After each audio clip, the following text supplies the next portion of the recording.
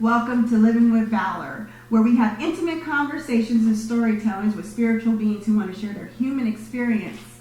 I am Ladios Muhammad, your host, with producer P, and today we have a special guest. But before we dive in, I want to share a little bit about their bio. This beautiful being here was born May 28, 1971 in Denver as a native born and raised. And they graduated from Valor High School in 1989, went to Metro State College, and they also attended Concord Career Institute and became a pharmacy tech. They joined the Nation of Islam in April 1990 at the age of 19, met their wife in 92, been married for a solid 30 years with 5 children and 3 grandchildren. They also went to barber school and opened up their shop called Supreme Style in 1997. They graduated. They became a barber instructor at the same school they graduated, which was Cutting Up Beauty Hair Academy. And in 2017, they decided to write a book titled How to Get Rich in the Barber and Cosmetology Game handbook. It's also been revised in 2021. This person has also been in the Nation of Islam, has served various positions from FOI Secretary, Student Lieutenant, Student Captain, and currently now is the Regional or Mile High Denver Student Minister. This wonderful person is Brother Herman Muhammad. Welcome to Living with Valor. Thank you so very much, Sister Ladios, for inviting me to your program. Yes. I look forward to the conversation. I'm super stoked. I'm super nervous. This is my local minister, but I brought you here because you've written a book, and we're going to dive into that book really soon. But I want you to tell us a little bit about your history, because I learned a lot from you. You share a little piece of yourself from the rostrum on several different occasions. Right. And you shared a very intimate one about your father. Right. I did not know that your father had transitioned Right. when you were such a young age. But he also cast some glimpses of you being introduced into the Nation of Islam. Yes. So let's go back, because I also learned you grew up in the suburbs, which was shocking. Shocking not. Oh, what part of the suburbs did you grow up in? Well, I mean, I grew up in Park Hill. I grew up right off of like 22nd in Roslyn. You know, middle class background, normal childhood. Food. Yeah, you know what I mean? Yeah. Just a regular, everyday, middle class little brother. And what do you consider middle class? Talk about that. Middle class is, we never had to worry about what we were going to eat the next day. Lights never were out, you know what I mean? Both my parents were entrepreneurs, both worked, throughout my whole entire childhood. Had 5 siblings, 4 of which we lived together at the house on 22nd Avenue. So just a normal childhood. So you said 5 siblings. Now I know one of your siblings also is an entrepreneur. Is that correct? Yeah, I mean, really, like, entrepreneurship is something that was really bred and was really encouraged in our family. So my sister owns a spot right now called On The Go Wellness Spa. Yes. My brother is a plumber. My stepfather's a plumber. Owns a company called Vertec System. Okay. So entrepreneurship has always been big in my family. Yeah, and you got that from your parents, of course. Absolutely. And you said your dad was an entrepreneur? Yeah, my dad was a barber. He was a photographer. He served in the military for 22 years. My mom was a cosmetologist who owned BC Hair. Originally, it was called the Bermuda Connection. Okay. Locally here in the city. And so she had that salon for years and really was a staple in the community. So you took a little bit of piece from both parents, because I know you do some photography as well. Absolutely. And you do cosmetology. Well, Absolutely. I guess it's barber, because it's Yeah. slightly different. And, let's talk about the 25th anniversary for Supreme Style Man, Barbershop. that's big. That was big. Let's give a round of applause, everybody. That was huge. We were at the skating rink, State City in Aurora. And I'm not going to lie, I was super impressed because so many people came out And we're not just talking, it was very integrated. Right. Lots of people. So you know a lot of people in the community. Yeah, and you know, being in business for 25 years, you're going to get those. You're going to foster and you're going to build those relationships. And that's really what business is all about, particularly my business, because barbering is a very personal thing. Yeah. You know. And I learned a lot about that in your book, which we will get to soon. However, I did want to talk about how did you get to the Nation of Islam? Because before you became a barber, you was going to be a legalized drug dealer, right? I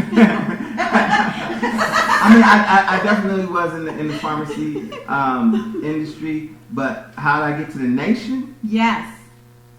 That's a very, very, it's interesting because we're always taught that in the Nation of Islam that we are the people of God. Yeah. And so during our journey, we're being guided even when we don't know that we're being guided.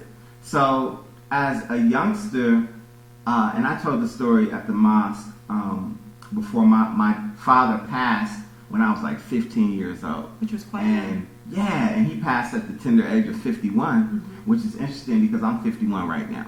Wow. You know what I mean? Yeah. So that was a very integral piece as to who I'm still becoming. Pops passed away at that early age, but he died of a disease called ALS. For those of us who don't know, that's Lou Gehrig's disease, which is a horrible, terrible disease that there's no cure for. And my dad was diagnosed in 1984. He passed away in 1986. So we're talking about from 3 years of being diagnosed, he passed away. Wow. During that time, in our history though, as a people, Jesse Jackson was making his first bid for president. Of course, you know, we knew he wasn't going to win, but that's neither here nor there. So, my dad, after a while, the disease is very debilitating. It started out to where he was on a cane. Then he went to the point where he had a walker. Then he went to the point where he had a wheelchair, to the point where he was totally unable to move. But there was a point where Dad was at home all the time. And during that time, Jesse Jackson running for president, that was all over the news. He would watch news all the time. He saw when the Honorable Minister Louis Farrakhan got behind the Jesse Jackson campaign. Yes, I remember And that. so I'm you know, doing what a 13-year-old kid does. You know what I'm saying? Playing football, basketball. You know what I'm saying? Doing whatever we do, running in and out. But we're taking care of my dad. And one day he just asked me. He said, "Son," and I don't know why he asked me, right? Because he didn't ask any of my other siblings this question. He said, "Have you ever heard of Minister Farrakhan?" And I was like, "No." And he said, "Well," he paused, and I never forget this. And the name was so, it stood out, you know, Farrakhan. He paused and he said, "Well, if you ever get a chance, you should listen to him." And so Dad dies in 1986. It wasn't until 1989 where I'm kicking it with my boys on the corner. We talking about this and that and the third. And one of my closest friends says to me, "Hey man," first he asked me the question. He said, "Do you believe that Jesus Christ is your Lord and Savior?" And you know, being raised in the church, I'm like, "Of course." Yeah. And he's like, "Why?" I'm totally stumped. And I was just stuck. And then he says, "I tell you what, bro, I got this tape. You should listen to Minister Farrakhan." And I'm like, the name just rung a bell automatic. Right. Like, do you remember the name of the lecture? Man, do I. Oh. So he gives me a tape. And the tape is Minister Farrakhan's Easter Message, 1989. Wow. I never forget. And so I'm just playing the tape. And I was automatically convinced. For one, it was the seed that my dad had planted. Yes. Two, the truth that the minister was stating in this tape just could not be denied. And so from that point, that was in 89 going into 1990. The minister came to Denver in April of, no, it might have been March, early 1990. Yes. But for whatever reason, I was unable to make it. I had to work, you know what I'm saying, blah, blah, blah, and couldn't make it. But my friend who gave me the tape did make it. Okay. And so I'm telling him, hey man, when you go, just make sure you get the address so we can go to the mosque afterwards. Okay. And so he got the address, and we showed up to the mosque that April early. It was about 5 or 6 of us, and every single one of those brothers stood up. Every single one. Every single one. Every single one. Do you remember who was teaching? What was it was Brother Minister Wazir Ali Muhammad. Yes, I remember. Minister Wazir I never forget that Yes. lecture either because it was just so powerful. And the first Muslim that I ever seen, of course, was standing on post outside. Was my dear brother Gerald Muhammad. Yes. Who's still doing it to this very day. Yes, salute to Brother Gerald. Yes. And, so, stood up, and I've been with the minister ever since. Praise be to Allah. Praise be to Allah. That's a beautiful, beautiful journey. And, being in the nation, you've seen revolving doors and everything. And I came in very young. I came in at 19 in 91. And so we've been in around, you came about a year earlier. But I've watched you evolve over the years. And you've always been a Renaissance man. You've always been laid back. I can't even say I've ever seen you upset. Right. You've always had a smile on your face and funny, and I was like, how does he do it? How do you do it? How do you do it? How do you do that? Especially now being in the position that you are, which is the most challenging, taxing position ever as a minister. But I will say this. And I've spoken to some brothers who don't necessarily come to the mosque, but they watch you on YouTube. Right. And I said, Brother Herman I've seen the maturity level the most as him as a minister today than I've ever seen over the 30 years. And they have said to agree with me as well. How has it been sitting in the student minister's seat over the mosque? And we have the same challenges we had 30 years ago. Yeah. But you still seem to keep that smile on your face. It's very trying. It definitely is very trying.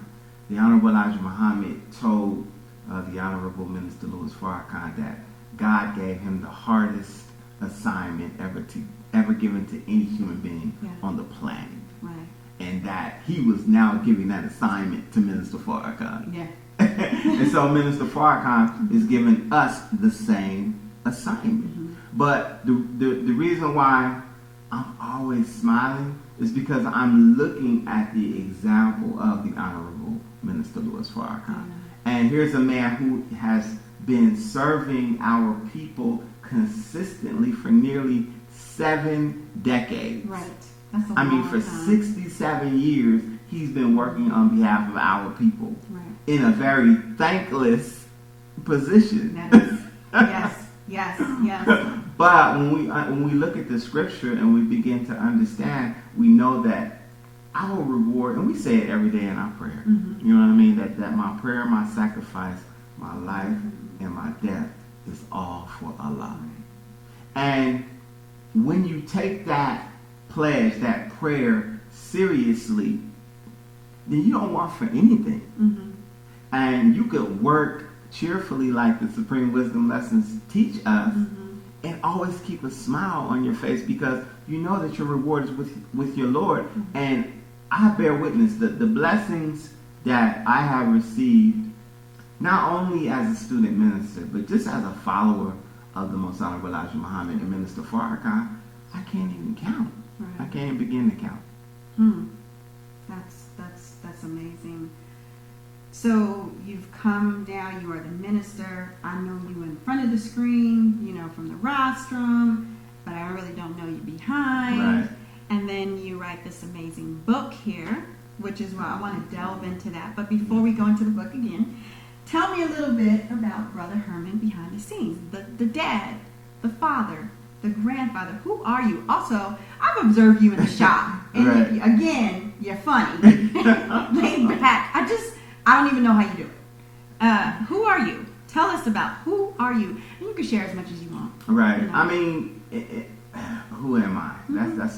That's a beautiful question too, right? Because it's always about the knowledge of self when it comes to the teachings of the Most Honorable Elijah Muhammad and Minister Farrakhan. So, I mean, who I am is I'm just a brother who realizes and really believes truly that God came for us and that He is doing something special for us. Yeah. And so I'm always smiling because even when things are at their worst, that's always in the back of my mind, or always in the front of my mind. You know what I mean? So I've been married for 30 years to the same black woman. Beautiful. Amazingly. Beautiful. And that's not to say it hasn't been difficult, because it certainly has. Yeah. The most difficult thing that I've ever done, in fact, but also the most rewarding. Yeah. Tell us about some of those rewards. The rewards, I have 5 beautiful children. You know what I'm saying?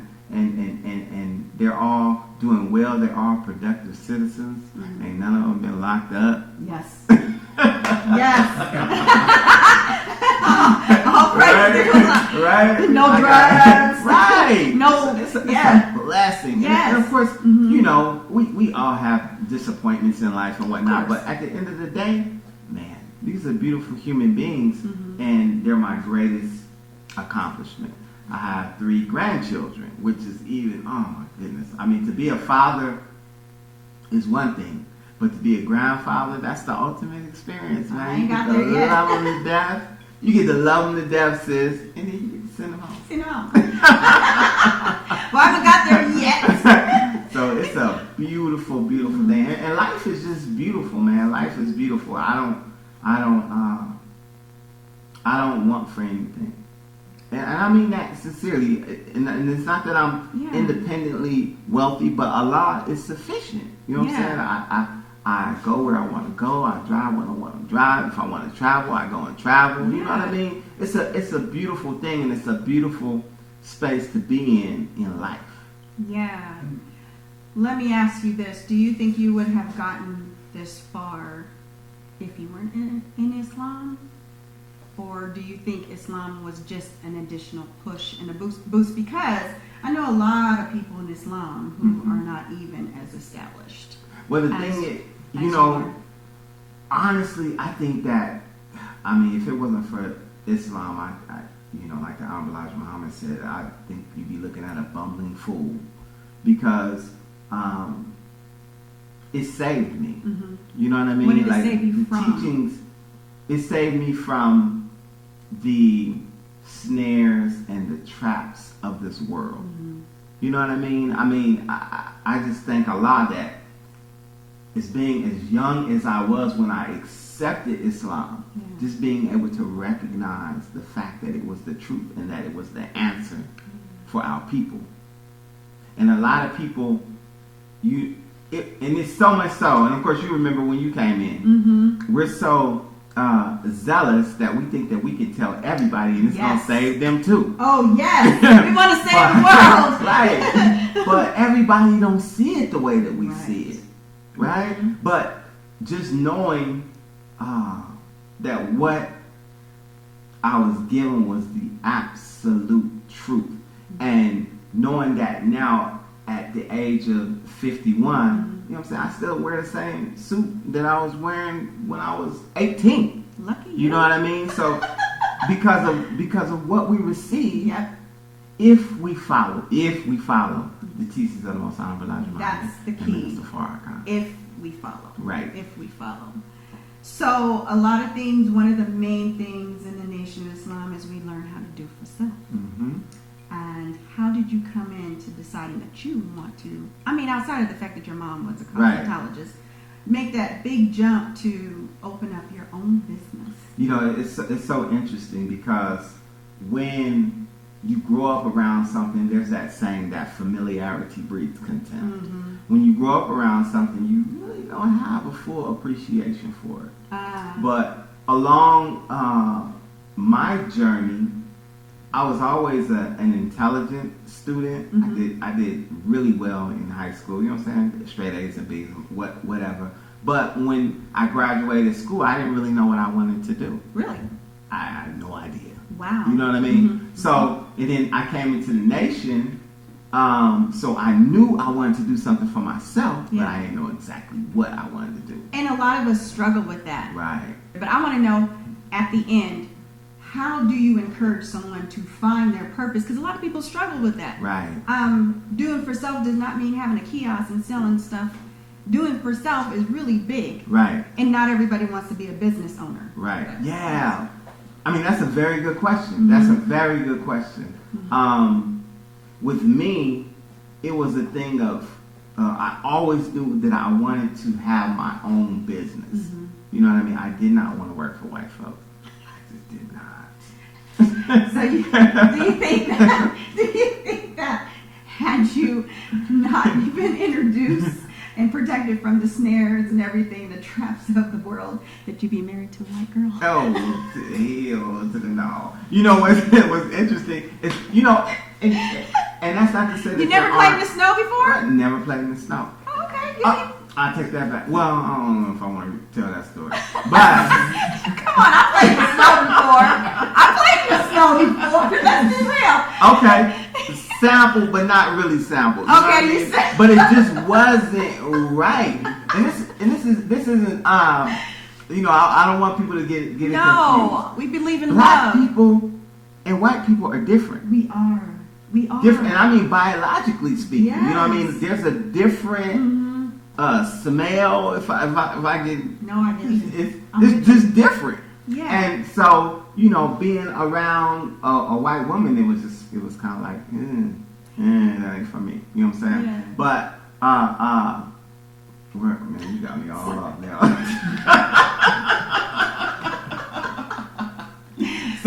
But we're talking about the snares and the traps. Yeah, the attraction never was really there for me. I always loved black women. Yes. Period. Point blank. Right. How does that play a role? Because there are some people who have come in the nation, they're already married to white women, and you know, how does that play in a role for the nation? I mean, because we don't teach hate. Right. That's just not what we do. I do believe in love. For me personally, I want a black man. Right. I mean, at the end of the day, when you watch 12 Years a Slave, you cannot understand my plight. Right. So I don't want to sit here and have to keep explaining why this is so important. And there's people that I mean, they fall in love with whoever they fall in love with. And we don't condemn that. You know, there is this misconception that that the nation is racist. Now we do definitely believe in cohabitating and marrying our own. Yes. However, the founder of the nation, Master Fard Muhammad, was born to a white mother and a black father. Yes. So there is a purpose for it that really has already been fulfilled. Yes. But we do understand that this sort of thing does happen. So we don't, and understanding that we don't condemn people based upon the color of their skin. Yes. The popular notion, the teaching is that the white man is the devil, right? But that really needs to be examined closely because it's not the fact that he's white that makes him the devil. It makes the behavior that he has displayed amongst not only black people in America, but darker people throughout the world that makes him a devil. It's his actions, not his color. Thank you for clarifying that. And also, we got to go even deeper because if they come from us, what does that say about us? Exactly. You know. So let's dive in to this book. So this is volume 1. Right. Called How to Get Rich in the Barber and Cosmetology Game, first edition, second edition. Right. So I had to go through these and see what was different. There was a couple of things. Little differences. Yeah, there's a few little differences, but you wrote this book. Tell me about what was your inspiration to writing this book, and then we're going to delve in to the wonderful 8 principles that you came with this book. Because this book is not only applicable to entrepreneurship, but it's also applicable to everyday life. Right. Okay, let's do it. Let's do it. What was your inspiration? The inspiration is basically just being in the industry at that time, a little over 20 years. I'm looking at fellow black entrepreneurs fail. Mm-hmm. I'm looking at businesses go out of business. Mm-hmm. And I'm like, what is it? I had to really study myself. Like, what is it that I've been doing that I've been able to stay in business, even though I'm seeing huge businesses close down? Wow. You know what I mean? Yeah. And there are certain principles that I found that should be present not only in the barber and cosmetology industry, but in business, period. Yes. That are applicable that I could put in a small handbook. And I didn't want to make it, you know what I'm saying, too exhaustive. I wanted it to be something that you could look at and be like, oh, okay, I get it. Mm-hmm. Something that any and everybody could do if they're willing to apply. Right. So that's how the book came about. So, okay, well, I want to say this book is amazing. It's an easy read. I read it in a couple of hours. And the principles are applicable to everything. So the first principle is love. Right. So what you wrote here, and I'm going to be reading some stuff out of the book, and then we Yes, want you to expound on it. It Yes, says, ma'am. I was once taught by my teacher that love and life were two words that were interchangeable. Mm-hmm. So if you think about it in that light, if you love what you do, it will actually feed and enrich your life. Love your work, and it won't be work at all, and you'll still get paid. Now, is that great or what? That's awesome. So tell me about this love. I take it you love what you do. I love what I do. Mm-hmm. I love what I do. I mean, I get to fellowship with brothers and sisters throughout the community every single day. We play great music. We laugh. We joke. You play chess. We play chess. We have a good time. What's not to love? Yeah. You know what I mean? So, I actually enjoy going to work every day, That's good. where a lot of people don't. You know what I mean? So that in and of itself is a blessing, but it's born out of love. Because as I'm working, I'm being fed. Yes. Most people don't get fed when they're working. And you're being fed by your peers, or as well as I'm being your fed clients? by just clients, peers, the environment of love that is where I work. And I must say that I know you started 25 years ago, but I don't know who started with you 25 years ago, but I know in the last 10 at least, you have the same barbers that's been there for 10 years. Right. So there must be love there. It's mad love. Yeah. And It's how do mad you love. keep that solid relationship amongst them? See, Because I know some of them, not everybody is like Muslim there. yeah. So they do their thing. And see, And how that's do you a good balance that out? thing. Because you got to have friendships in all walks of Man, life. that's a beautiful question. Mm-hmm. And it works because of the principles that I've learned in the Nation of Islam. Mm-hmm. The Honorable Elijah Muhammad said that every time I look at a black man or a black woman, I'm looking at God. And so in business, and I've said this before, in business, as we create business in a brand new world, the business that we create, it can't be patterned after the business of this world. Talk about that a little bit more. You can't be, because if you are looking, I can't look at the person who works with me as an employee. Yes. I can't look at them as an inferior. Mm-hmm. Because if I look at them as an inferior, I'm going to treat them as an inferior. Very good. Right? Yeah. So you're not going to have somebody with you for 20 years. Because most of these guys haven't been with me for 10. They've been with me for 20. Right. If you're looking at them as an inferior. They have to look at you as though they're your equal. And so that's how I do my business. I don't have employees. I have partners. Nice. You know what I'm saying? Everybody owns their own business, just like I own my own business. If he has his own skill set, if he's buying his own clippers, his own tools, his own supplies, that's his business. Yeah. It's not mine. I'm just providing the space for him to work in. Nice. So this is more of a cooperative work environment than it is an employer type of situation. And hopefully we can start to go into that direction that everybody loves coming to work. Right. And it makes an opportunity for everybody. It's not a one-up. Right. Because I'm the CEO. And I've noticed that. Because you've moved quite a few times in shop because of the inflation, the location. But they follow you. Right. So that speaks volumes.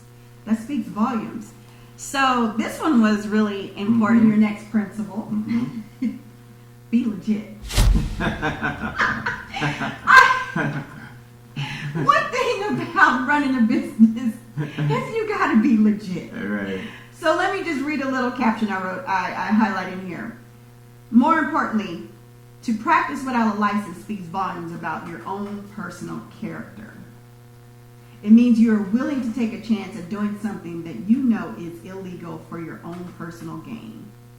Let's talk about that. Be legit. Now, have you had any barbers who came in there who weren't licensed, who weren't legit, I mean, because you probably were giving them a chance, but yet at the same time, what happened? Because I don't see some of. I remember some of them. They're not there. Yeah, absolutely, and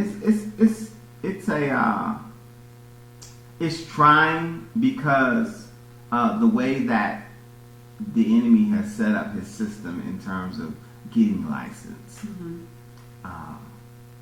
A lot could be said. It could definitely be improved. You know what I mean?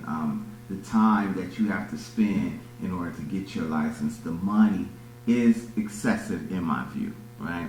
So, but at the same time, it is what it is at this particular time. Okay. So, if we're going to be professionals, we have to abide by the rules of the profession. And the laws of the land. Yeah, Yes. and the laws of the land. Mm-hmm. And so, even though you might think that it's unjust or it's unnecessary, it's something that we have to do at this particular time until we develop our own system. Mm-hmm. Right? Yeah. So, my thing is, if you're going to be a professional, be a professional. Right. You know what I mean? Get the education that you need. Get additional and supplemental education to make yourself even better at what it is that you do. Do you do continuing educations as well?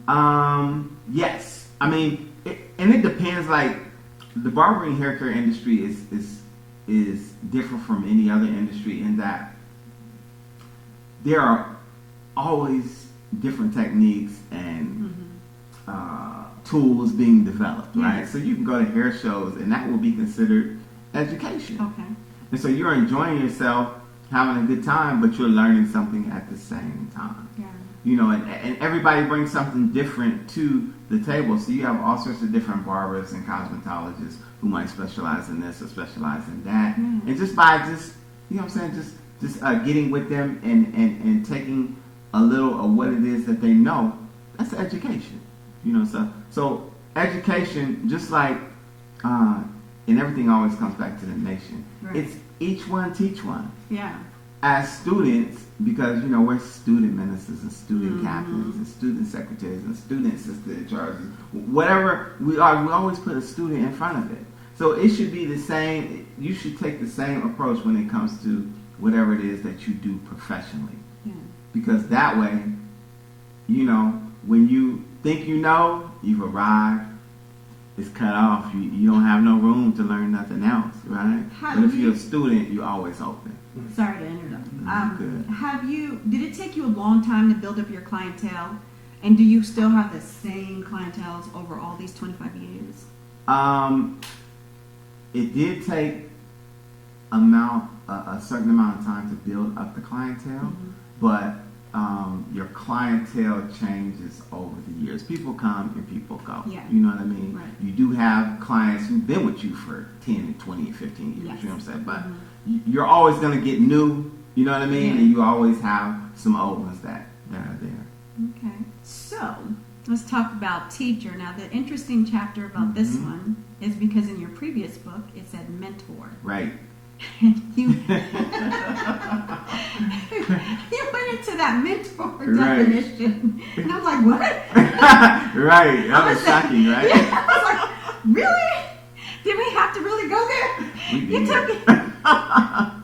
took the fun out of the mentor now. Right. So do you not think mentors are... Let's distinguish mentor and teacher. Right. I did not know this. I'm going to let you go through it, and then I'm going to read a couple of things about what you meant for the teacher. But, Right. that was Read one the of mentor piece though. Okay, That's you want me to read it? Okay. Because a lot of people don't know that. So, so in his first edition, he called chapter. Now, again, the chapters in this second edition, they're chapters, and the other ones, they were not chapters. But chapter 3 was originally called My Mentor. And he says, originally in the first edition of this book, the title of this chapter was My Mentor. I changed it after learning the true definition of the word mentor and where it originated. Mentor is derived from the methodical Greek character mentor, who Odysseus left to care for and educate his son Telemachus in his absence. As with every other mentor in ancient Greek society, a significant part of his role as a teacher and guardian was to personally introduce his ward to a homosexual lifestyle. Yep. Or sex lifestyle. So he switched out mentor to teacher. And we're going to have him elaborate on that. I'm like, right. where did you go to find all this? It makes you change your point of view, right? It does make you change your point of view. This is why this book is amazing. So when you're having a teacher, you got to remember, some of us are so arrogant that we think no one can teach us anything. And I love this part. Ego has gotten in the way. My teacher taught me that ego is not just a psychological term for self-centeredness, but it's also an acronym that means edge God out. Skipping down a little bit more, your teacher should be able to get you where you desire to be. He or she should be able to give you tidbits and wisdoms that will help, and they should be able to value resources, be a value resource for your professional and personal life.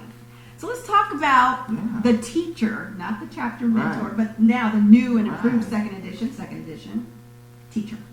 Teacher is huge, and I felt it necessary to change that and give people the real definition of mentor, because words matter.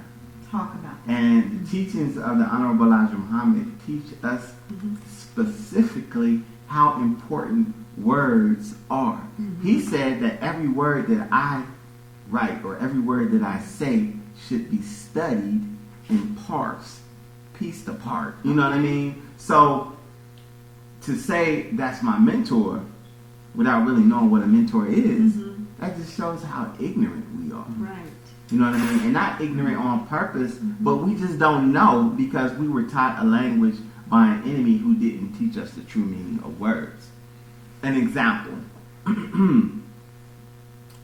Nice guys finish last. Let's talk about that. Because that puts a very imprint on your brain. Like, I don't want a nice guy. I want me a hood. I want me a thug brother. But then if you look, what you have to do is you have to look at the etymology of the word nice. Yes. And you'll find that nice means simple or dumb, foolish. Oh. Literally. Wow. And so it's true. Nice guys finish last. If you're a fool, yeah, you're gonna finish last. But we don't understand the meaning of words. Right. And so with the Honorable Minister Louis Farrakhan, the minister means everything that he says.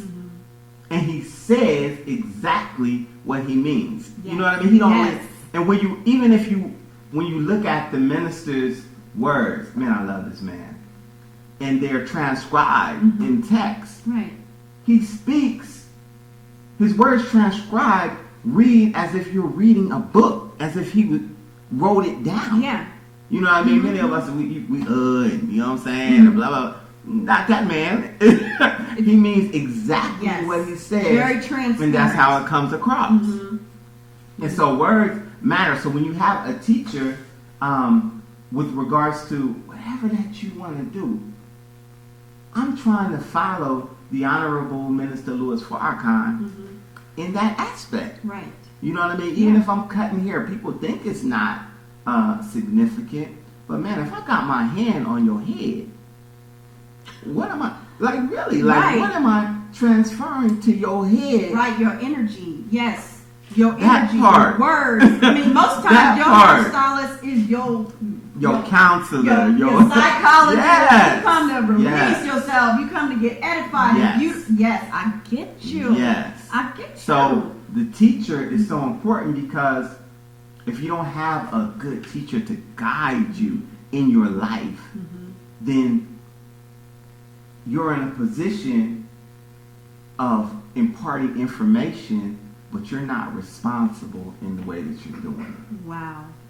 You mentioned in your chapters, and it might have been one, but I think it was in the teacher chapter, that you had 3 teachers. Mm-hmm. And you mentioned one was the Honorable Minister Louis Farrakhan, of course, the Honorable Elijah Muhammad. What was the 3rd teacher? Did I miss that one? There was, who did I mention in that book? There have been a number of teachers. But one of my teachers, I encountered in Barber and Cosmetology School. Mm-hmm. And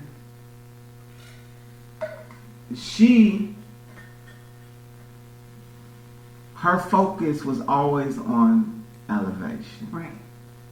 Elevation, Nice. edifying, and inspiring. That whoever it is that you come in contact, after meeting you should be elevated, they should be edified, they should be inspired.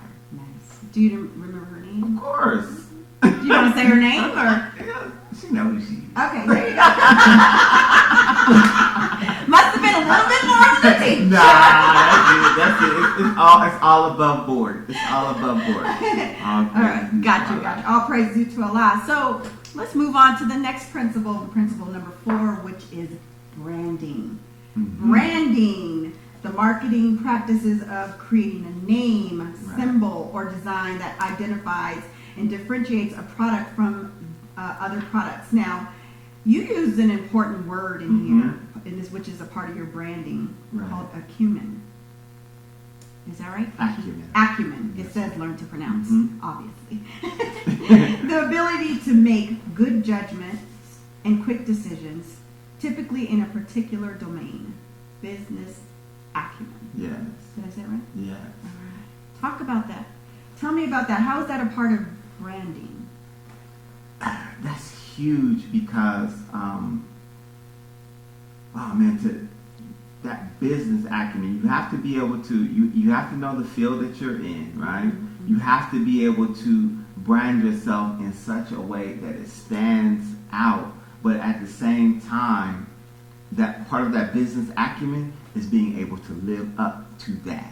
You know what I mean? So it's just like, I say it's Supreme style. Yes, you did. Right? So yeah. as Supreme style, I got to be able to live up to that. Supreme means the highest that there is. Right? Yeah. Style is something that's in. So I've got to be, in the way that I run my business, in the way that I administer my services, I've got to be supreme, or else I really can't call myself Supreme style. Wow. And you know what? I have to say there's definitely a difference, because I've been in other barbershops, and the energy and the vibe is completely different. There's something that's very distinct about Supreme style. What do you think that is? I think it's the, what's interesting is when I first started my barbershop, I started again in 1997, but I had been in the nation for 7 years by that time. And I put a picture of Master Barber Muhammad on the wall. I put a picture of Honorable Elijah Muhammad. I put a picture of Minister Farrakhan. And everybody was like, dude, what are you doing? You gonna run everybody off. Huh. Because you teaching, you shouldn't be mixing religion with your business and blah, blah, blah, blah, blah. And my response was, I said, well, brother, I was just at the Marriott Hotel.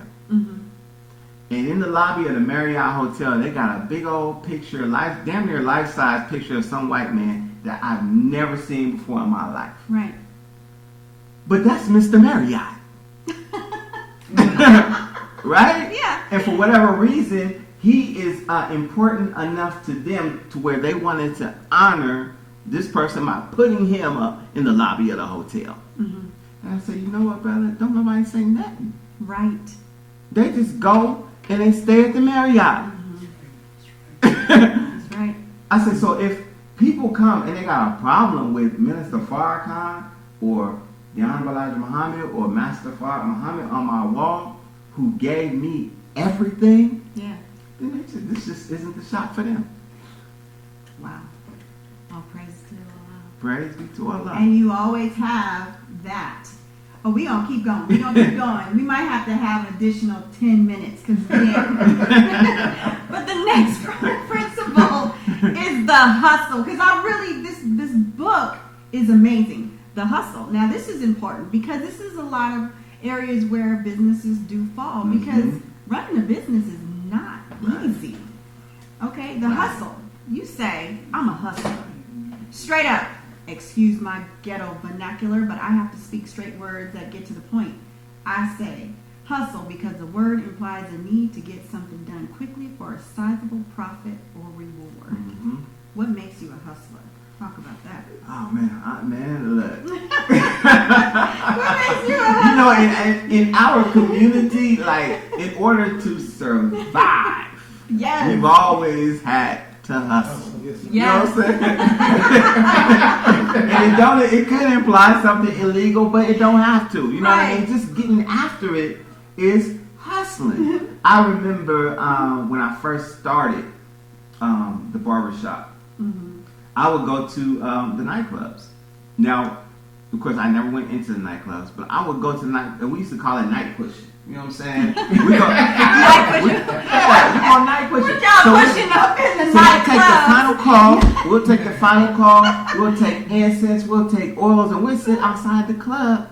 You know what I'm saying? 12 and 1 o'clock, 2 in the morning when it let out, and get money, hustle, right? Okay. Selling the papers because that's where our people were. Yeah. At the same time, I'm opening a barbershop. So guess what else I got? I got my flyers. Yeah. Okay, for your barber. Okay. Exactly. So I got the paper, Yeah. I got incense, I got bean pies, I got a flyer saying, brother, man, that cut though, you can use some work on that cut. You know what I mean? Come and check me out.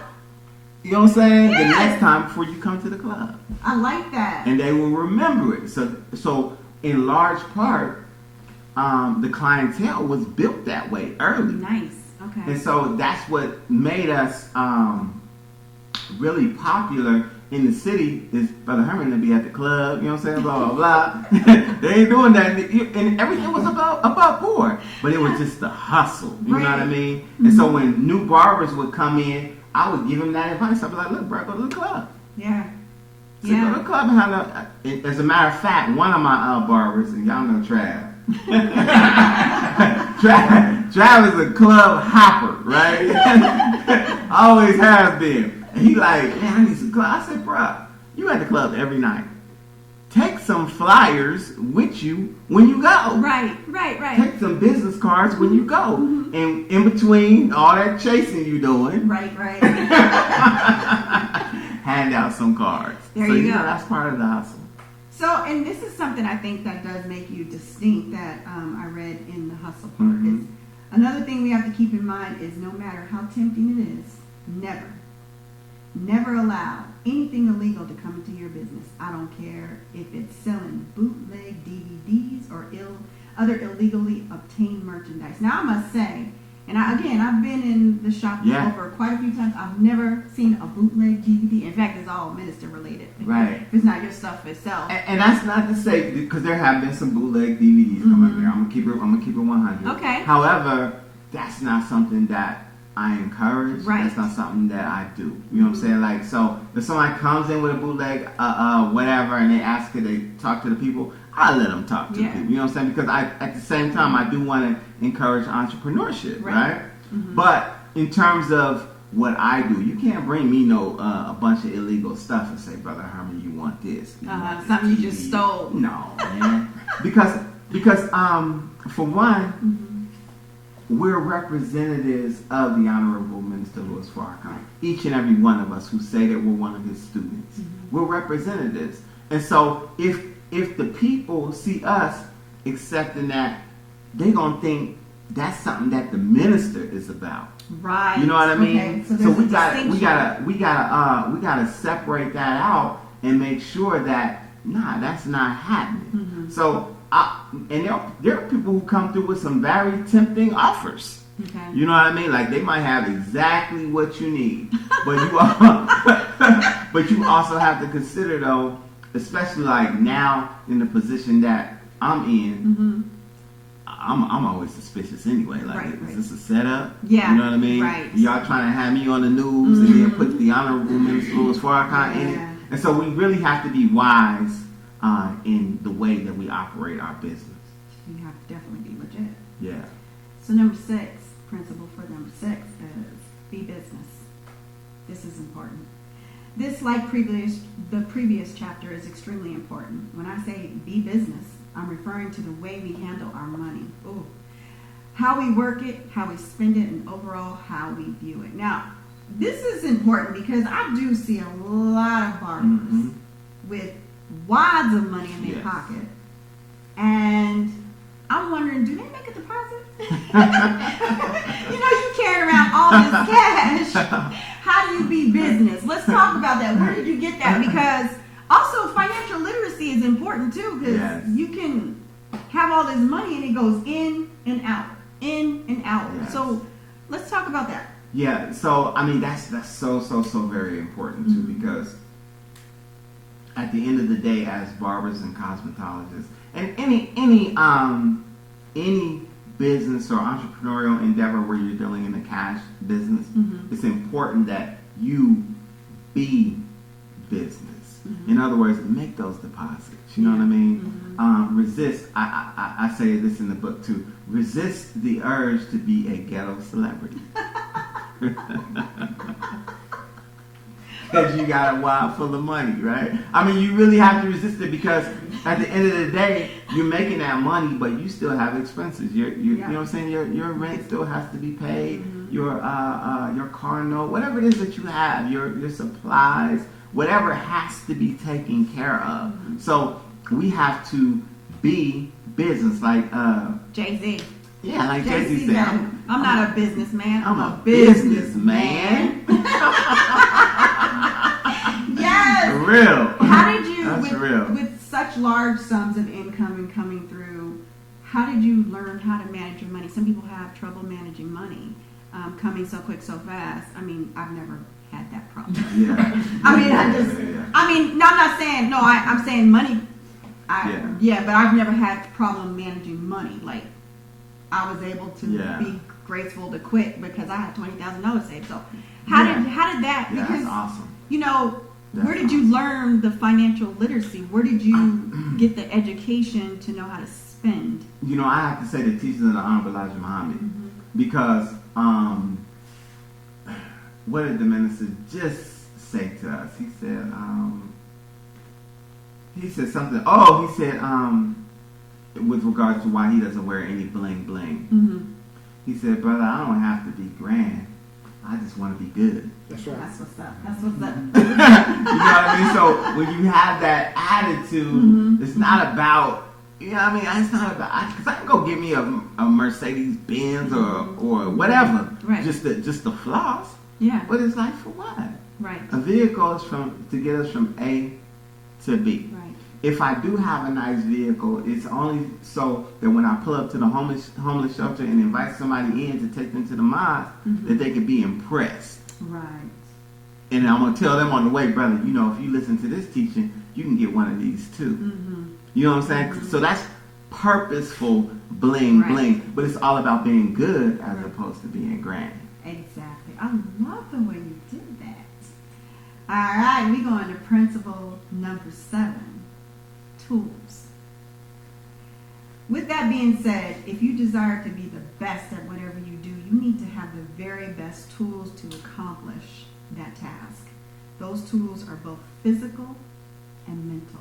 Come on, let's talk about that. That is principle number 7. That's big. That's so big, and it's so important too, because again, it just speaks to your attitude toward whatever it is that you're doing. You know what I mean? You can't be a mechanic if all you got is a monkey wrench and a screwdriver. Right.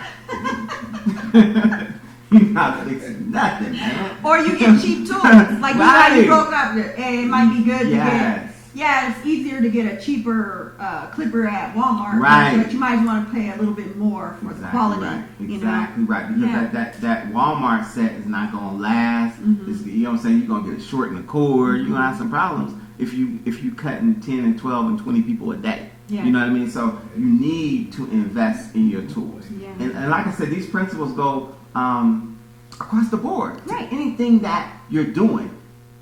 The physical tools as well as the mental tools. I want to You talk gotta about that be mental. equipped Yeah. to come to work. Mm-hmm. I mean, you really do. Especially if you want to be successful, you just gotta have a certain mindset, and that's the tools.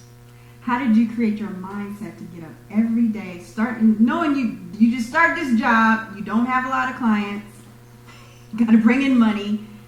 You know. You probably had some children at the time. Yeah, man. That part right there. Yeah. You know. That part. Because if you have a wife, all you brothers out there with a woman who's a potential wife. Yeah. If you got a wife looking at you, staring at you, with a question in her mind as to where or how the bills are going to be paid, that's a problem.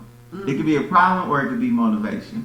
So I would say let it be motivation. Did you ever have problems with the money? Well, absolutely. Yeah. Absolutely. So you have a great partner because she was patient enough to say, we gonna get it. From time to time. This woman don't want her security to be. From time to time. But she stuck it out for 30 years. She did. And I thank Allah for her. And the she was rewards. definitely the motivation. You know what I mean? She's like, dude, for real? Like, my wife, y'all know Sister Tracy. Yes, we do. You know, she don't miss words. She said what's on her mind. So, I mean, there was a time, and I never forget this either. When we first got married, we got married in 1992. We had 2 children. Yep. My wife had a son when I married her, and then we had one shortly thereafter. That year, we had a family of 4. We made $10,000. $10,000. Yeah. And so she looking at me like, wait a minute. What about daycare? Oh my God. right. What about That daycare? part. I remember daycare was more than my rent. By the grace of Allah. And so when I opened the shop, that was in 1992. I didn't open the shop until 1997. When I opened the shop, by that time I was working as a pharmacy technician. So I was making some good money, but being me, I didn't want to work for white folks no more. Yeah. So I'm telling her, I'm going to go and start my own barbershop. Nice. And so she's like, how? You don't have any money.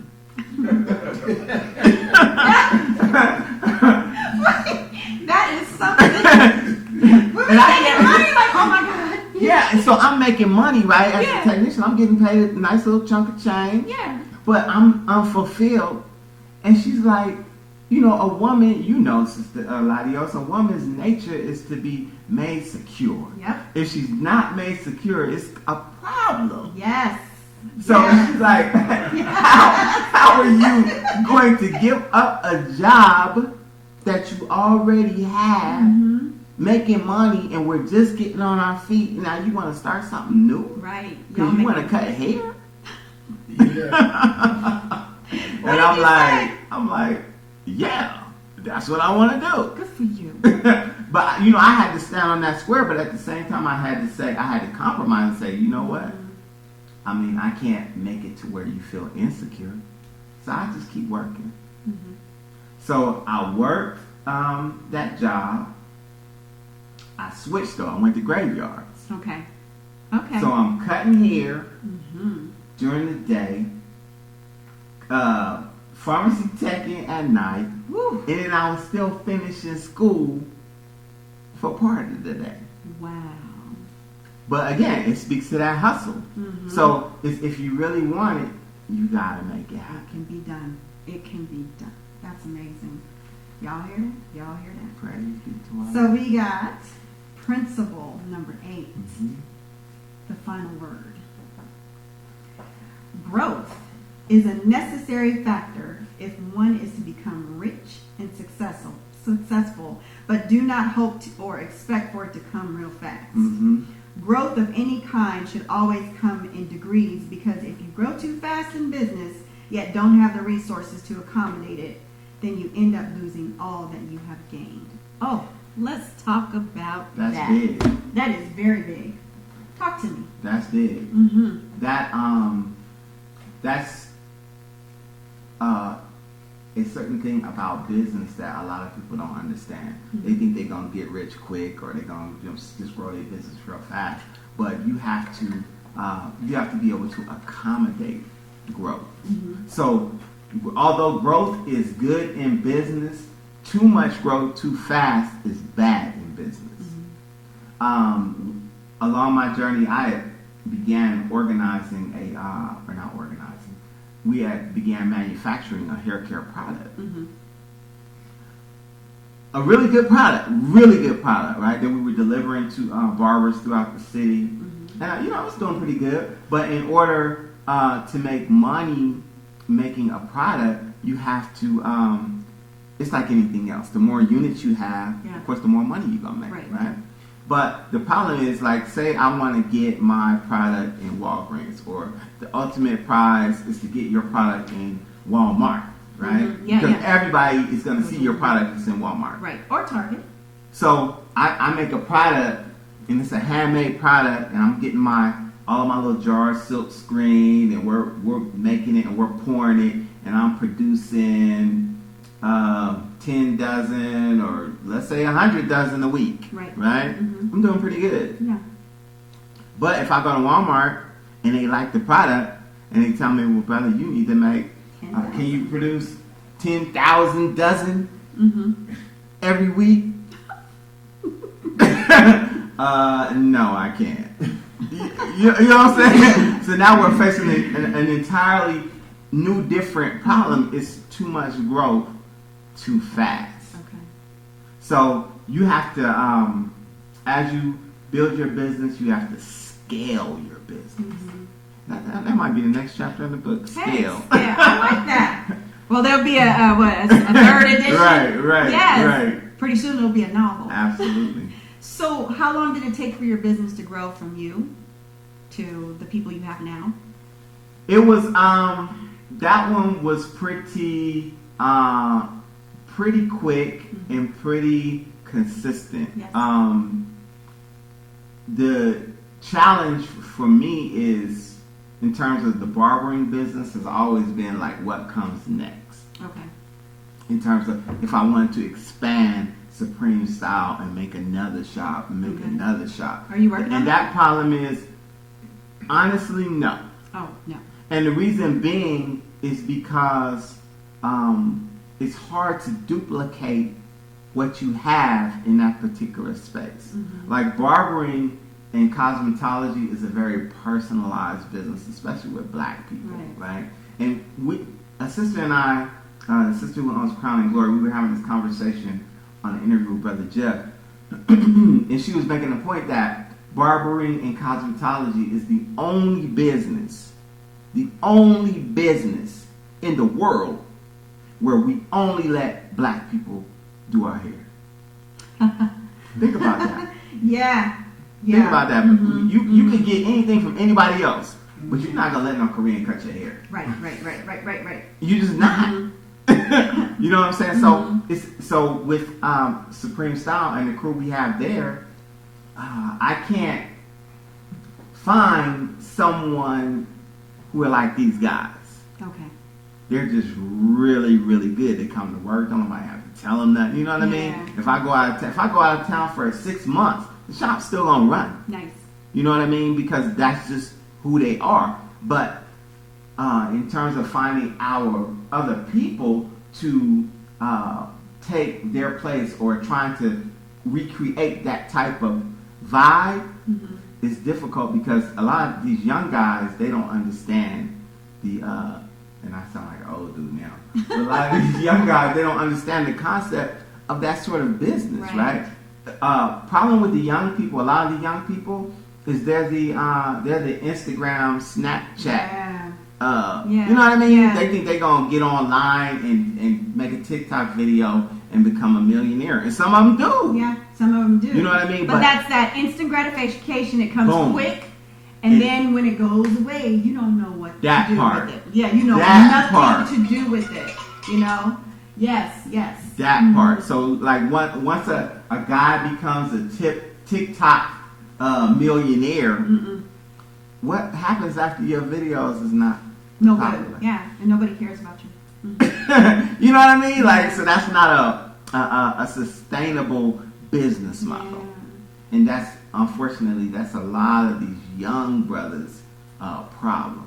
Do you think we're losing that ability to have a natural skill set? You know, especially with new technology, like people aren't getting traditional trades anymore. Right. And you know, they talked about the Great Resignation. Mm-hmm. But it's like, what are you resigning to do? And again, they're just back on social media. But what are your true skill sets? Yes. And that speaks to the problem. But I think that with us as a people, we've always found a way to survive. Mm-hmm. Like, I'm so proud of my youngest son. I mean, he's a little genius, man. But he does plumbing. Mm-hmm. He does he can do your water sprinklers or whatever. He could do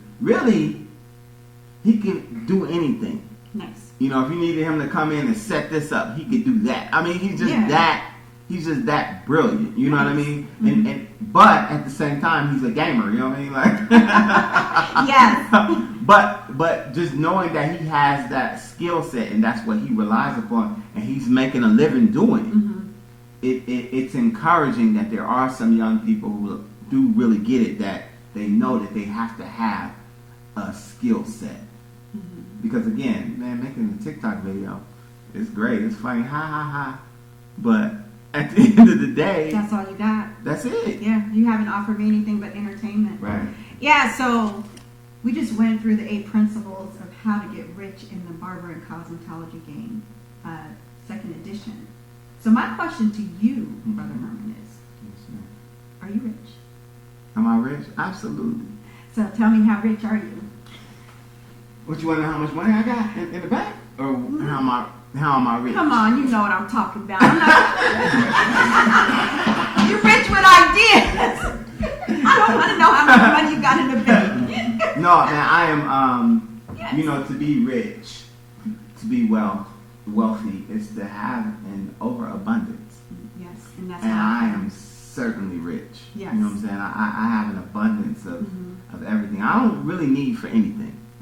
All praises due to Allah. So, to me, like I said, I'm trying to be like the minister in that I'm not chasing things. Yeah. That's the beauty of just growing up and becoming mature. That, you know, there was a time that if I had some money, I would have bought a, you know what I'm saying, a sports car, a Porsche or something like that. But now it's like, man, I don't even need that. You just want to make memories and build a legacy. Man, to sit up there, be with my grandson, watch him eat some macaroni and cheese. It's amazing. It shows me how wealthy I am. What would your dad say to you, or do you believe he would say to you today, based on your abundance and where you've achieved over these years? What do you think he would say? I think that he would be proud. I really do, and I think that he would say, well done. My dad, praise be to Allah, he was just a good dude. Yeah. You know what I'm saying? He was just a good man, which as men, I think that's what we should aspire to be. A good dude. Just a good dude. Just be a good brother. You are definitely a good dude. You're the same Brother Herman I've been knowing for 30 years. And you've shared such a beautiful journey today. This is a great book. Where can they purchase this book? They can go to, awesome question. They can go to our website. My website is astar2.com. And that website really encompasses everything Supreme Style, including the book. Okay. Is the book being sold anywhere else? The book is, it is being sold on... is it on Amazon? They said it was on Amazon. because I self-published the book, right? Okay, yeah. And so I published through a company, and I think I told you about this company. You did. Lulu.com. And so you can get it at Lulu.com. You can get it at astar2.com. It's supposed to be on Amazon, but I don't know. Okay. I think I've seen some sales from Amazon, but Amazon is like it's so saturated with books that it's hard to find anything there. But if you go to astar2.com, you can get a hard copy or you can get an ebook. Oh, there's a hard copy? With this copy, but you know, and I think hard. Paperback. Yeah, this is paperback. Paperback or ebook. Okay, and how much is the book? The book, I want to say it's like $10 or $12. You don't know? I don't know. So you come, you're gonna be like, today is 12. Right. But So I got you get it for me 10. at 12. What are your social media handles? Social media on Instagram and Twitter, it's at Brother Herman. Are you on Facebook? It is Herman Supreme Style Muhammad. On TikTok, I even got a TikTok. You got a TikTok? I haven't made no videos on my TikTok. Well, you can put some of this on there. Yeah, and keep in mind that what we try and do with our social media is we try and be responsible. The Honorable Minister Louis Farrakhan teaches us that if we have a social media, you should use it to uplift, to edify, to elevate, to inspire, to give our people the truth. And so that's what my social media, for the most part, consists of. You know what I'm saying? As well as my business, but I've been doing it long enough to where I'm not really hurting for any business. You know what I mean? So I always try and push out a good word. I always try and push out the Honorable Minister Louis Farrakhan. I always try and push out something positive with regard to content. Does anyone from our crew, anybody in the audience, want to ask any questions before we close up? You know? Oh, wow, we got a quiet audience. This has been an amazing journey. Sure. It was well publicized. The way y'all did this. Okay, thank you. Thank you. That word, what was it? Acumen? Acumen. Acumen. Yes. I heard that before. Yeah. But I thought that it was somebody just mumbling something. It was just something that he made up. Right. It was on a movie and the dude said, you know, nobody cares about your business acumen. Right. Yes. But just hearing that now, I'm like, wow, that's really a word? Yeah, it's really a word. Well, you definitely got to read the book. Yeah, that's one too. And Yes. Yes. And do you have those? I do. I just got, matter of fact, I just got a new shipment in of the second edition. I still got some of the first editions as well, but I got a bunch of them at the shop. Any other questions? Where is your shop? Yeah, where's your shop? Tell us The about shop, where. Supreme Style Barbershop, the world famous Supreme Style Barbershop, is at 7520 East Colfax Avenue in Denver, Colorado. 25 years. We just celebrated. It was Absolutely. what, in August? Yes. And actually the beginning was in February, but I didn't want to do anything in February because it was just too cold. Yeah. It was still kind of coming up the We pandemic. was roller kind of, skating. So we wanted to do something in the summer, so the roller skating party was dope. It so was. we're gonna do that again just because we had such a good time. We had a great time. And you had some videos I seen on Facebook and Insta. Yeah. And you did some. It was amazing. Yeah, it was It was dope. amazing. It was amazing. This journey was amazing. I want to say that part of me doing this, it was definitely an inspiration from you. I remember when we had the mosque. I can't remember the street, but it was like right off of Colfax, and it was a coffee shop. Mm-hmm. And I remember coming to you and I said, Brother Herman, you know, I want to be a minister, but I want to be a minister of a mosque. Right. Do you remember what you said? No. I'll just be honest. You said, sister, do your ministry out for whatever you want to do.